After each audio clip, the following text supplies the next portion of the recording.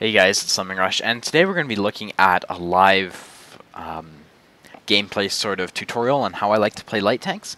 Basically, I'm going to be going over how I like to play my ELC AMX, AMX12T, and Type 62 over the course of 2 or 3 videos, and yeah, hopefully try to explain to you how I like to play my light tanks, and hopefully you can incorporate that into your gameplay. If you have any questions, feel free to let me know in the comments, and yeah, let's hop into a game. Alrighty, so we're here on the map El Haluf in an encounter battle, and typically the first thing you want to be doing, in any tank, you want to look at the team's lineup. So obviously we have really good matchmaking. I'm noticing they have lots of heavies, but easy to penetrate heavies. So they're just basically low mobile teams. So their team is very low on mobility. Basically, I would expect them to all conjugate here, like everyone's going to go over here. For our team, I don't really expect the same thing. We have a lot of tank destroyers, so what I think is going to happen is they're going to win this area, and then we're all going to camp base. And you can actually see that so far. I mean, we've got 1, 2, 3, 4, 5 TDs already camping. So what I'm going to do is I'm going to try to find out who is in this B2 area, get 1 or 2 shots of early damage off, and then play it to my team. So I'm going to look at the team, see what happens, and then hopefully you can get an idea of what I like to do when. I'll try to explain it as well. Okay, so they have cap. They're on cap. That doesn't really matter. Hellcat's out of the game because he's on cap. He couldn't really be more useless if he tried, so that's great for us. That really is. What can happen end game? I mean, I can go up to here and reset the cap, or here. There's a lot of things I can do, especially in a light tank, to reset the cap. Okay, so M4 EZ8 sees me, puts one into me. That was my fault. I didn't really think he would get the shot. I thought I would be able to get a shot faster because of my gun depression, but it failed me. Okay, so notice M4 EZ8's really aggressive, which is totally fine. I want to see what's up here. Put a shot into this M6, so it was pretty good. And, that's basically what you have to do as a light tank. Hit people when they're not expecting it, and that's basically what flanking means. So as you can see, that was me flanking. This M4 EZ8 wants to put one into me. He's ignoring me. I don't know why. I'm going to put one into him. And then we're going to have to fall back because he's going to kill the VK and then want to kill me. So it looks like, I think they have 2 on cap. Or they did. They have an ELC AMX who's dead. Scores are even right now, however they have higher tiers than us, so that's sort of something to worry about. We're going to see if we can put another one into this M4. And maybe get the kill. Oh, never mind. Someone else gets the kill. Stug just fired, so I'm going to put one into the Stug. This is flanking. I have to limit my exposure time a lot. This Nashorn really wants to block me for some reason. So I'm going to back up, make sure I'm not blocking him. And I'm just going to shoot at people when either they're reloading or when they're looking away. So for example, this Fury isn't looking at me, so put one into him. Back off. And I can do this because, I'm relatively safe. So we notice an M6 is pushing up. We're going to try to put one into him if he comes around. I think I'm just going to camp this corner for a bit, to be honest. Oh, there we go. He's dead. Okay, so it seems like it's been a raffle stomp so far. But it doesn't really matter. I mean, what would happen if we lost this side? Like, my prediction was wrong. If we had lost this side, I would return to base and snipe to cover them and work on resetting the cap. So right now I'm going to work on the cap as well. Go for this Hellcat. Or actually this VK, who's the bigger threat. So he hasn't noticed me, which I'm fine with. I'm going to take a shot at him. And then run. That's basically how you want to play the French tanks. So I was able to make that play because I wasn't... he wasn't looking at me, so that's also fine. When people are turning away from, like, their turret away from you, you're able to get free shots and like that. And that's how you want to play the ELC AMX in a city sort of situation.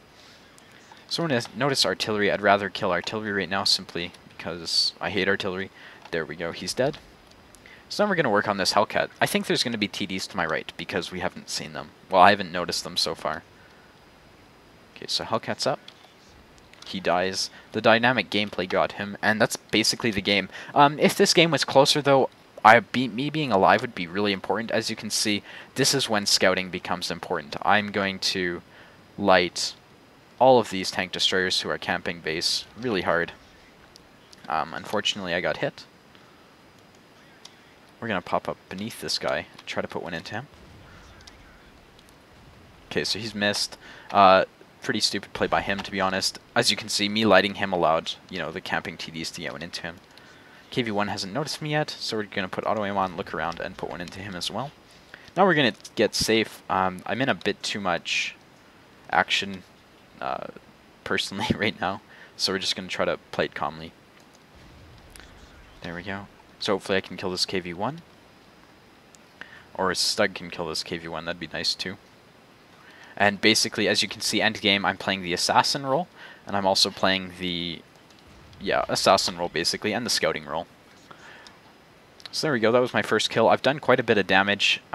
This game could have been a lot closer, to be honest, if I wasn't in it. As you can see, the scores have pretty much evened out because people YOLO'd this KV1 and just totally failed against him. I think this T67 is going to come after me. I'm okay if I die here. I just want to put a shot into him, to be honest. Let's see, where is he? You know, teams, we've got the cab, basically, yeah. So, you know, as you can see, I won this side. If we had lost it, I would have returned to base and tried to do my best to defend. If we had, you know, not lost, if we had won, I would have done what I did. So, yeah, as you can see, scouting is important end game and sort of beginning game. So, let's go look at the end plates. Oh, I think that was actually really good.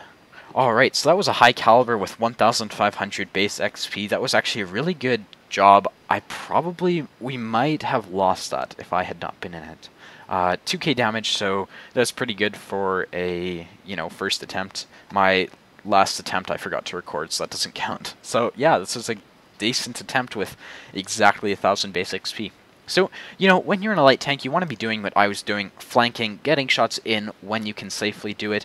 Taking that hit there early from that M4 EZ8, I think it was, wasn't the smartest of me. However, you know, he wasn't like a KV1S where that would have been really detrimental for me to do that. So, yeah, basically you want to play this how I did. Take advantage of your opportunity. You have a really nice gun in this vehicle.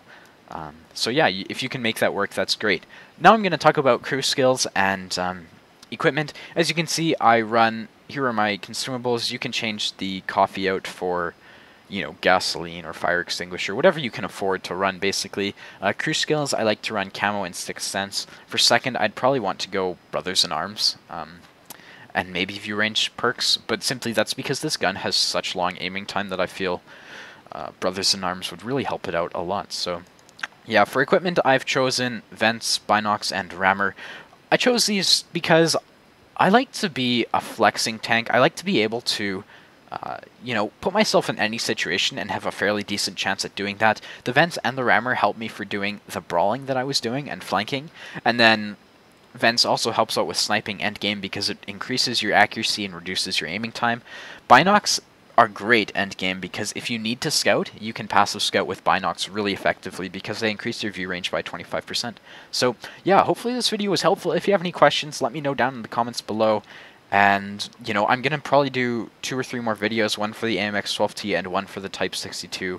So hopefully they'll be helpful. And yeah, if you want to see those 3 videos, be sure to hit the subscribe button and the like button. And any questions, just let me know down in the comments below. And I hope to see you around. Later, guys. Bye.